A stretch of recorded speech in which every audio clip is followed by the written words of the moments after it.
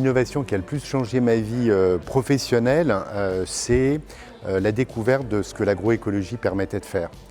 Comment on pouvait augmenter les rendements de production agricole en couvrant mieux les sols, en captant du carbone, en luttant contre le dérèglement climatique.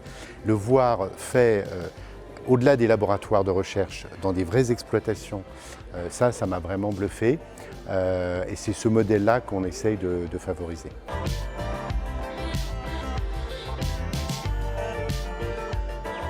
Une innovation pour les générations futures, c'est celle qui permettrait ou qui permettra d'atteindre à la fois une forme de durabilité pour tous, puisque l'enjeu des prochaines décennies, c'est évidemment préserver la planète, mais c'est aussi la justice sociale. Donc comment on arrive à trouver des scénarios de transition en agriculture, en alimentation, qui permettent de faire reculer la malnutrition. On a quand même un habitant de la planète sur 3 qui souffre de malnutrition, de carence alimentaire, ou parfois d'obésité, de mauvaise alimentation.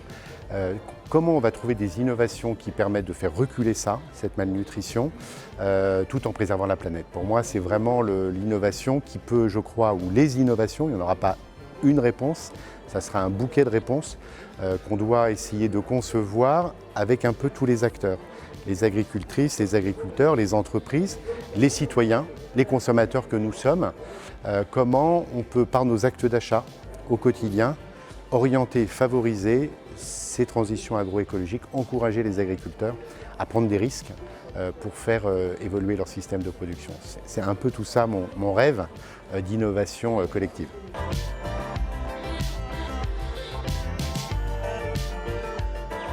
Je dirais, dans les temps de Covid, de pandémie que nous connaissons, je pense à nos collègues de la recherche santé, la production de vaccins, Pasteur, qui a contribué à trouver des solutions qui ont fait reculer les grandes pandémies. Et je forme le vœu que l'ensemble de nos chercheurs français et du monde entier trouvent assez rapidement un vaccin pour juguler cette pandémie.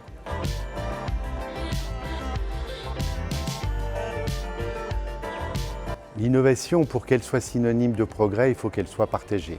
Et c'est vrai que certaines innovations, si elles sont conçues juste pour un petit nombre d'acteurs pour maximiser leurs profits, sans avoir pris en compte l'ensemble des attentes des autres partenaires, et on le voit dans le secteur que je connais bien, dans le secteur de l'agriculture et de l'alimentation, l'innovation, elle doit à la fois profiter aux agriculteurs, conforter leurs revenus, améliorer leur qualité de vie, mais tenir compte de l'impact sur l'environnement et aussi pouvoir, in fine, contribuer à des aliments de qualité. Donc pour moi, il y a des innovations, si elles sont conçues de façon un peu trop privative, qui peuvent avoir un impact faible, voire des fois négatif.